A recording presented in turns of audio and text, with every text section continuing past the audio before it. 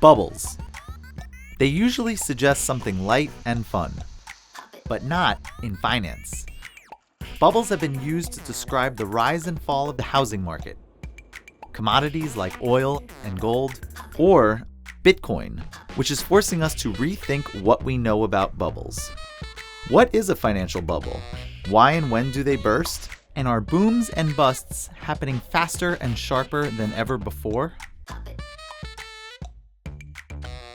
The first financial bubble didn't involve stocks or bonds, but flowers.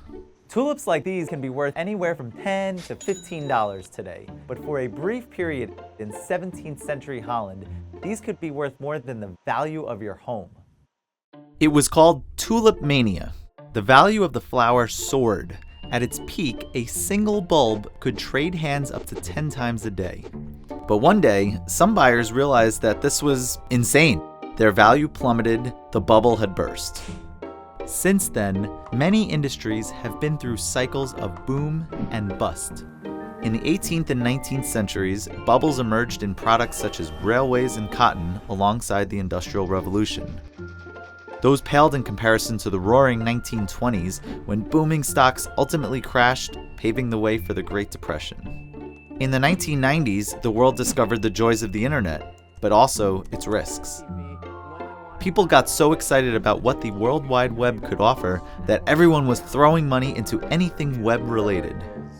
And then the bubble burst. In the span of less than 6 months, more than $1 trillion in market value vanished.